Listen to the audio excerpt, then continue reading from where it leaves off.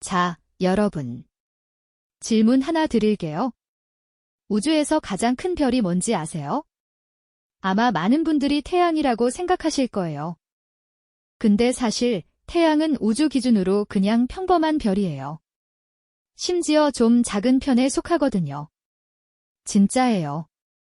우리 지구 입장에서는 태양이 엄청나게 크고 뜨겁고 압도적인 존재잖아요.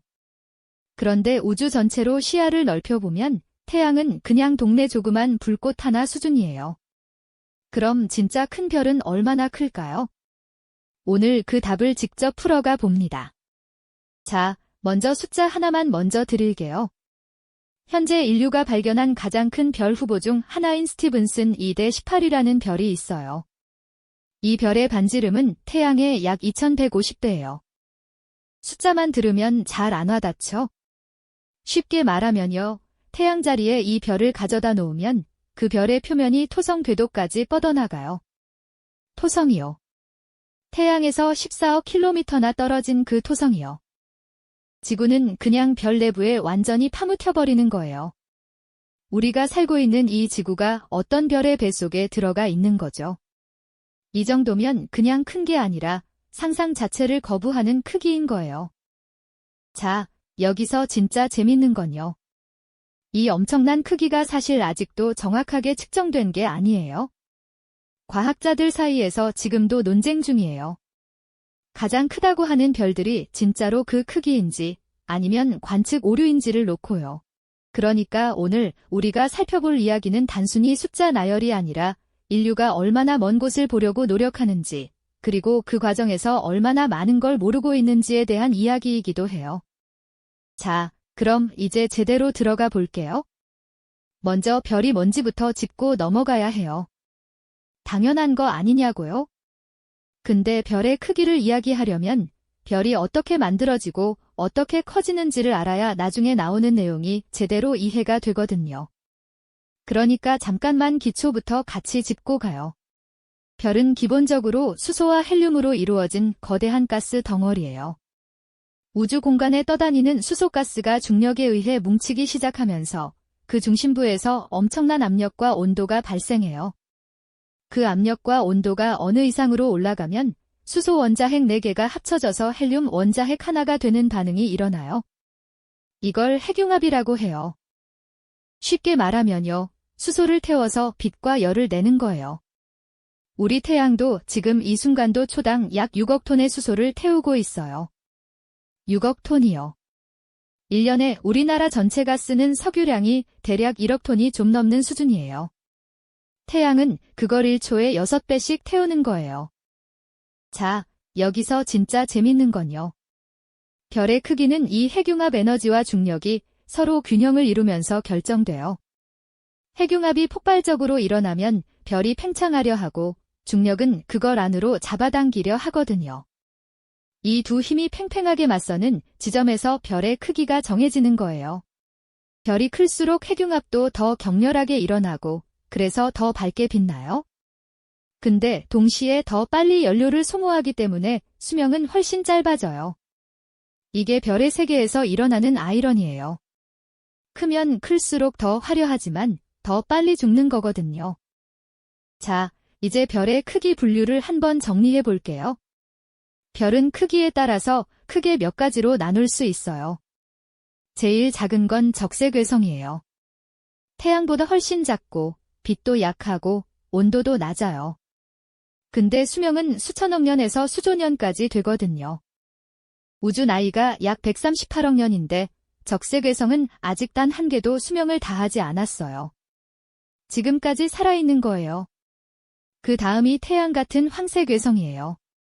우리 태양이 여기 속해요. 그리고 태양보다 좀 더 큰 청색거성, 그보다 더 큰 초거성, 그리고 오늘의 주인공인 극초거성이 있어요. 자, 여기서 진짜 재밌는 건요. 별의 크기 분류에서 우리 태양은 사실 중간 정도도 아니에요.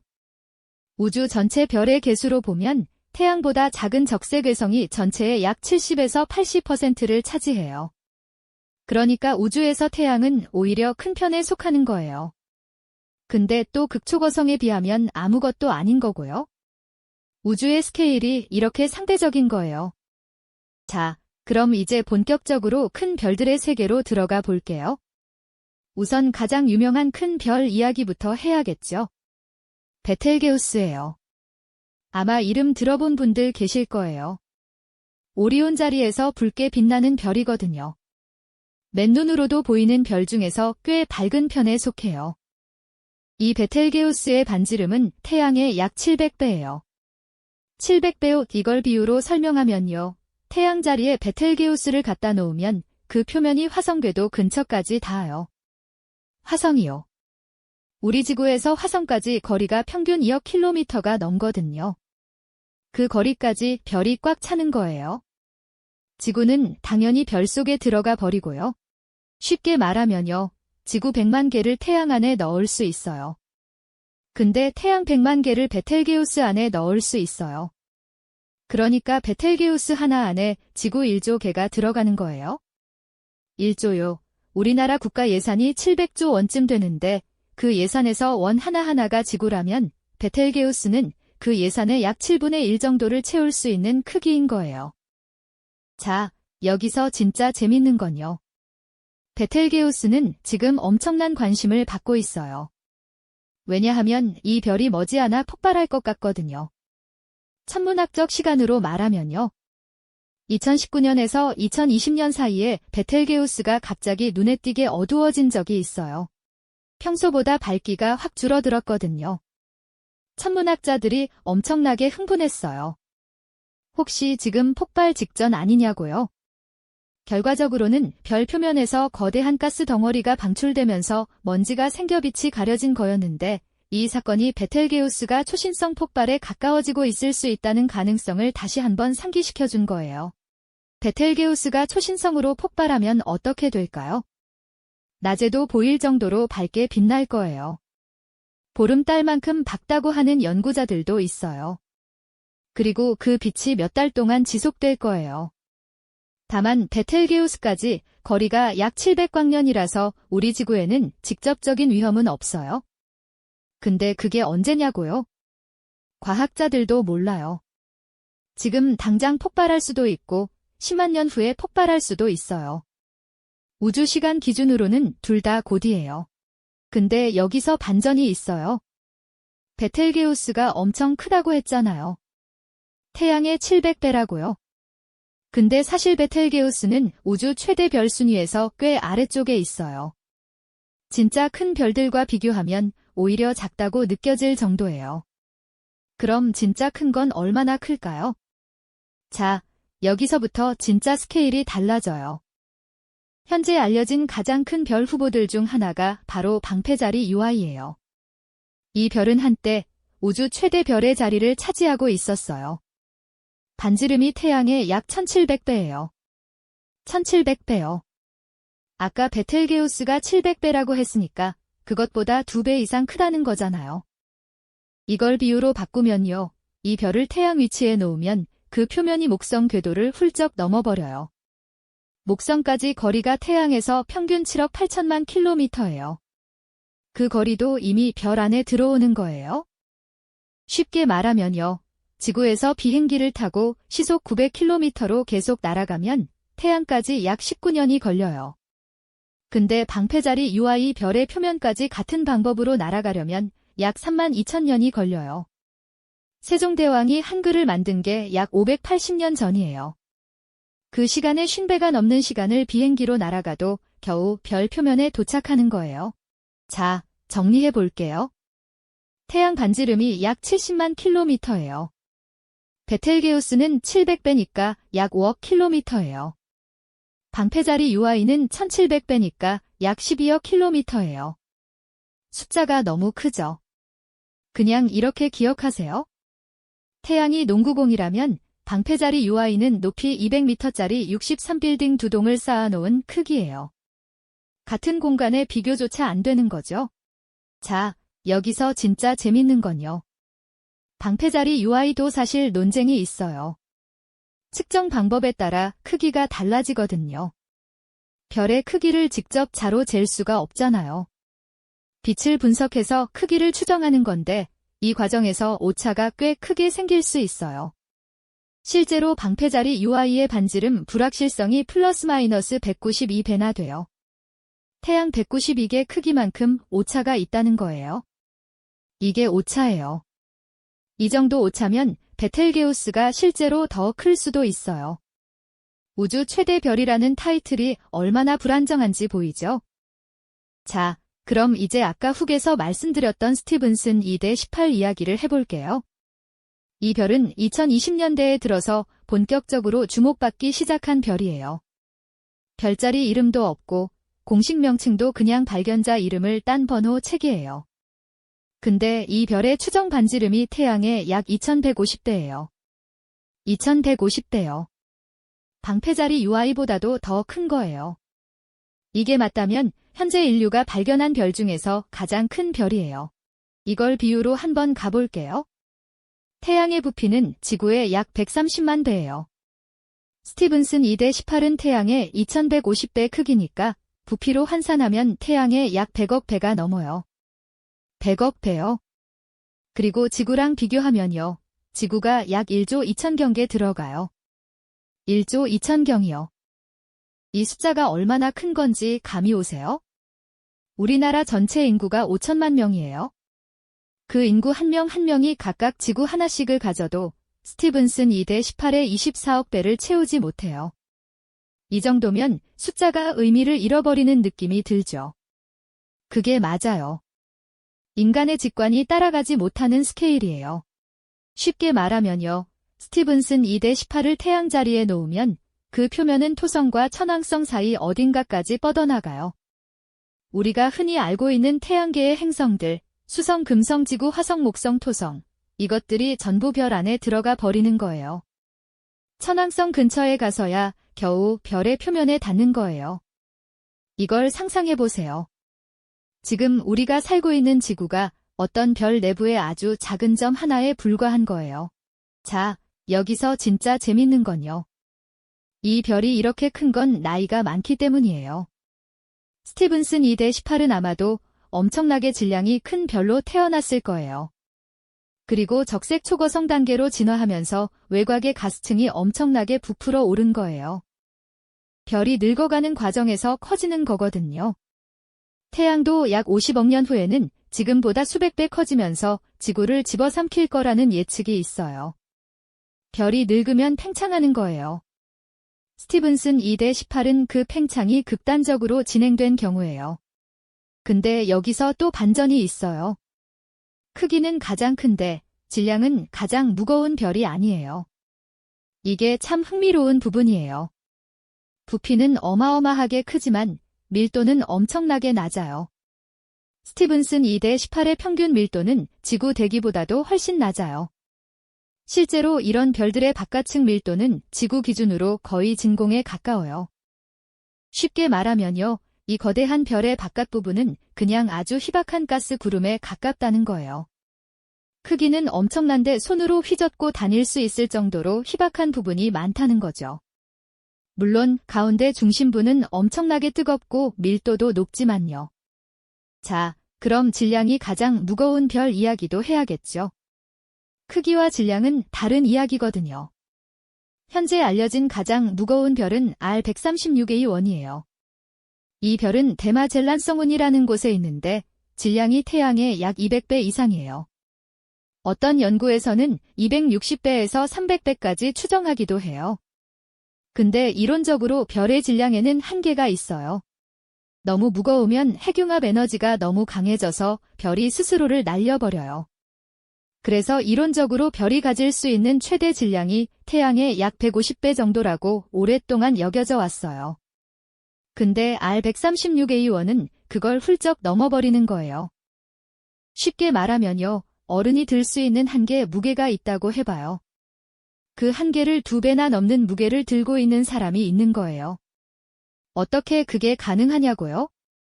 과학자들도 완전히 설명을 못하고 있어요. 아마도 여러 별이 합쳐져서 이렇게 거대해진 게 아닐까 하는 가설도 있어요. 별들이 충돌해서 합체되는 거예요. 실제로 이렇게 아주 빽빽한 성단에서는 별들 사이의 거리가 가까워서 충돌과 합병이 일어날 수 있거든요. 자, 정리해 볼게요. 별의 세계에는 크기 챔피언과 무게 챔피언이 따로 있어요. 크기로는 스티븐슨 2대18 같은 적색 초거성이 압도적이에요. 질량으로는 R136A1 같은 청색 초거성이 엄청나요. 이 둘은 서로 다른 종류의 별이에요. 적색 초거성은 늙고 팽창한 별이고 청색 초거성은 젊고 뜨겁고 엄청난 에너지를 내뿜는 별이에요. 같은 우주 안에 이렇게 성질이 다른 극단의 별들이 공존하고 있다는 게 놀랍지 않아요? 자, 여기서 진짜 재밌는 건요. 별의 크기를 측정하는 게 생각보다 엄청 어려워요. 우리가 별을 볼 때 그냥 빛의 점으로 보이잖아요. 아무리 좋은 망원경을 써도 가까운 몇몇 별을 제외하면 별의 실제 모양을 직접 찍기가 어려워요. 그래서 별의 크기를 재는 데는 간접적인 방법을 사용해요. 별의 밝기와 온도를 측정해서 계산하는 거예요. 스테판 볼츠만 법칙이라는 게 있어요. 쉽게 말하면요, 별의 밝기는 온도의 4제곱에 비례하고 표면적에도 비례해요. 그러니까 밝기와 온도를 알면 크기를 역산할 수 있는 거예요. 근데 이 과정에서 오차가 생길 수 있어요. 특히 별까지의 거리 측정이 정확하지 않으면 밝기 계산 자체가 틀려버려요. 그리고 별이 먼지나 가스에 둘러싸여 있으면 빛이 흡수되거나 산란돼서 실제보다 어둡게 보일 수도 있거든요. 이런 요인들 때문에 큰 별일수록 크기 추정의 불확실성이 커져요. 실제로 스티븐슨 2대18도 측정 방법에 따라 태양의 1800배라는 결과도 있고 2150배라는 결과도 있어요. 350배나 차이가 나는 거예요. 태양 350개 크기만큼 오차가 있다는 거예요. 그러니까 우주 최대 별 순위가 확정되지 않는 거예요. 연구가 발표될 때마다 순위가 바뀌는 게 당연한 거예요.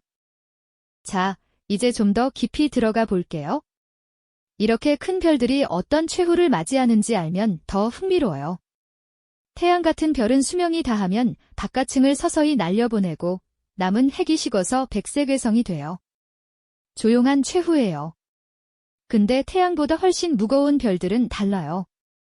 이 별들은 핵에서 수소를 다 쓰면 헬륨을 태우고 헬륨을 다 쓰면 탄소를 태우고 이런 식으로 점점 더 무거운 원소를 연료로 쓰다가 결국 철을 만들어내요.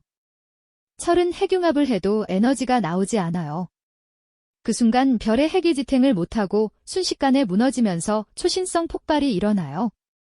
쉽게 말하면요, 별이 수억 년에서 수천만 년에 걸쳐 핵융합으로 살다가 마지막 핵붕괴는 단 1초도 안 걸려요. 1초 안에 별의 핵이 무너지면서 엄청난 에너지를 내뿜는 거예요. 이 순간의 에너지가 얼마나 강하냐면 태양이 100억 년 동안 내뿜는 에너지를 몇 초 안에 방출해요. 이게 초신성이에요. 그리고 이 폭발 이후에 남는 게 중성자별이거나 블랙홀이에요. 별의 질량이 충분히 크면 블랙홀이 되는 거예요. 자, 여기서 진짜 재밌는 건요. 우리가 매일 먹는 음식 속에, 우리 몸을 구성하는 원소들 속에 바로 이 초신성 폭발의 흔적이 담겨 있어요. 철, 칼슘, 산소, 이런 원소들이 별 내부의 핵융합과 초신성 폭발에서 만들어진 거거든요. 우리 몸속의 철분은 까마득한 옛날 어딘가에서 폭발한 별이 만들어낸 거예요. 칼 세이건이 우리는 별의 먼지로 만들어졌다고 했는데 그게 그냥 시적인 표현이 아니라 실제 과학적 사실이에요. 우리가 큰 별들의 이야기를 하는 건 어떤 의미에서는 우리 자신의 기원을 추적하는 거예요. 자, 이제 과학계에서 아직 풀리지 않은 이야기들도 해볼게요. 솔직하게요. 첫 번째 논쟁은 아까도 말씀드린 크기 측정의 불확실성이에요. 현재 기술로는 가장 가까운 몇몇 별을 제외하면 별의 크기를 직접 측정하기가 너무 어려워요. 심지어 가장 가까운 별 중 하나인 베텔게우스조차도 지름 측정값이 논문마다 달라요. 어떤 논문은 태양의 700배, 어떤 논문은 1000배 넘는다고 해요. 아직 확정이 안 된 거예요. 두 번째 논쟁은 별의 질량 한계예요. 이론적으로 별이 가질 수 있는 최대 질량, 에딩턴 한계라고 불리는 게 있어요. 쉽게 말하면요, 너무 무거우면 별이 스스로의 빛의 압력 때문에 바깥층이 날아가 버려요. 그래서 일정 질량 이상의 별은 존재할 수 없다고 봐왔는데 실제 관측에서 그 한계를 넘는 별들이 발견된 거예요. 이걸 어떻게 설명할 것인지 아직 과학계에서 합의가 안 됐어요. 세 번째 논쟁은 극초거성의 안정성이에요. 스티븐슨 2대18 같은 거대 별들이 얼마나 오래 이 크기를 유지할 수 있는지, 실제로 표면의 경계가 어디까지인지도 논쟁이에요. 이런 별들은 바깥층의 가스가 끊임없이 방출되기 때문에 크기 자체가 계속 변해요. 어떤 의미에서는 이 별들이 천천히 죽어가고 있는 거예요. 자, 정리해 볼게요. 오늘 우리가 살펴본 건 우주에서 가장 큰 별들이에요. 베텔게우스, 방패자리 UI, 스티븐슨 2대18. 이 별들의 크기는 인간의 상상력을 아득히 초월해요. 지구가 별 안의 점 하나에 불과하고 우리 태양계 행성들 대부분이 별 내부에 들어가 버리는 세계예요. 근데 더 충격적인 건 이게 확정된 이야기가 아니라는 거예요. 과학자들이 지금도 더 큰 별을 찾고 있고 기존 별들의 크기도 다시 측정하고 있어요. 우주 최대 별의 타이틀은 내일이라도 바뀔 수 있어요. 그리고 생각해보면 이게 더 흥미롭지 않아요? 우리가 모른다는 게 탐구할 여지가 남아있다는 거잖아요. 138억 년의 우주 역사에서 인류가 천문학을 본격적으로 시작한 건 몇백 년도 안 됐어요. 우리는 이제 막 우주를 들여다보기 시작한 거예요. 그 짧은 시간에 이 정도를 알아냈다는 것도 대단한 거고, 앞으로 알아낼 것들이 훨씬 많다는 것도 설레는 거예요. 자, 오늘 영상 보시면서 어떤 장면이 제일 충격적이셨어요? 지구가 별 안에 들어가 버리는 게 더 충격적이었나요?